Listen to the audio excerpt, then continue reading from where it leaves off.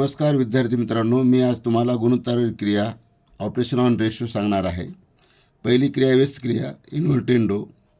दोन समान गुणोत्तरामध्ये अंश आणि छेदाची अदलाबदल करणे म्हणजे व्यस्त क्रिया होय। जसं a भागिले b बरोबर c भागिले d समान गुणोत्तर आहे, तर या ठिकाणी अंश आणि छेदाची अदलाबदल म्हणजे b भागिले a बरोबर d भागिले c याला आपण व्यस्त क्रिया म्हणतो। एकांतर क्रिया 2 नंबर अल्टरनेंडो। दोन समान गुणोत्तरामध्ये एकाचा अंश व दुसऱ्याचा छेद याची अदलाबदल करणे म्हणजे एकांतर क्रिया होय।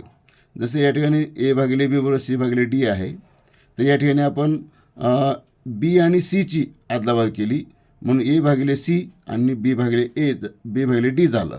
किंवा आपण a आणि d ची अदलाबदल करू शकतो, म्हणून जसं a भागिले b बरोबर c भागिले d, तर d भागिले b बरोबर c भागिले a।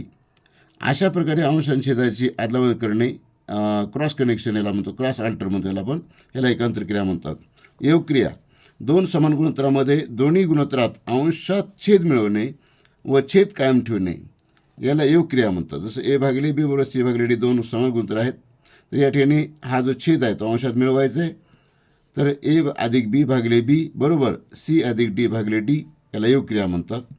वियोग क्रिया 4 नंबर डिव्हिडेंडो। दोन समान गुणोत्तरामध्ये दोन्ही गुणोत्तरामध्ये अंशात छेद वजा करणे व छेद कायम ठेवणे याला वियोग क्रिया म्हणतात।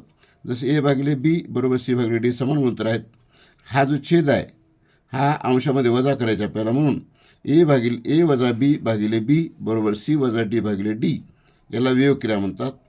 आता शेवटची आहे योग वियोग क्रिया कंपोनेंडो डिव्हिडेंडो। जसं दोन समान गुणोत्तरामध्ये दोन्ही गुणोत्तरात अंश दोन्ही ठिकाणी ठेवायचे, अंश आणि छेदाच्या ठिकाणी अंश ठेवायचे आणि छेद जो आहे तो अंशामध्ये मिळवायचा आणि छेदामध्ये वजा करायचे, म्हणजेच योग वियोग क्रिया करणे म्हणजे दोन्ही क्रिया एकाच वेळी करणे।